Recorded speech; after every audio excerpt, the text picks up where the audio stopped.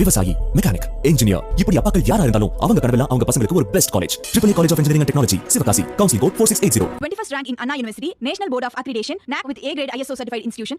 மத்தியில் கூட்டணி ஆட்சி அமைந்துள்ள நிலையில் நாட்டின் பொருளாதார வளர்ச்சி எப்படி இருக்கும் என்ற கேள்வி எழுந்துள்ளது.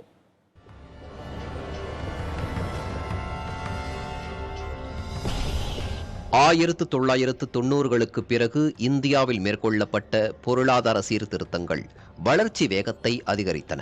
தற்போது பொருளாதார வளர்ச்சியில் இந்தியா 5ஆம் இடத்திற்கு முன்னேறியுள்ள நிலையில் அதற்கு தங்கள் நடவடிக்கைகளே காரணம் என பாஜக கூறுகிறது.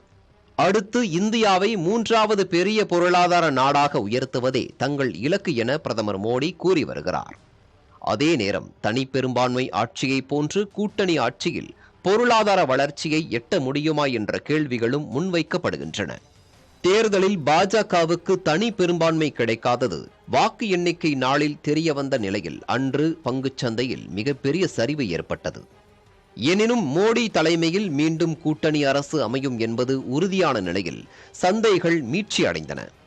பொருளாதார சீர்திருத்தங்கள் தொடரும் என்ற நம்பிக்கைதான் இம்மீட்சிக்கு காரணமாக கூறப்பட்டது.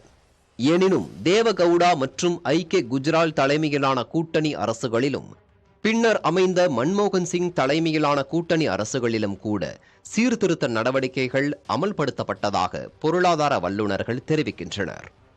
மன்மோகன் ஆட்சி காலத்தில் 8.1% வரை பொருளாதார வளர்ச்சி இருந்ததாகவும் மோடி அரசில் இது சராசரியாக 5% என்ற அளவுக்கு குறைந்து விட்டதாகவும் காங்கிரஸ் கூறுகிறது.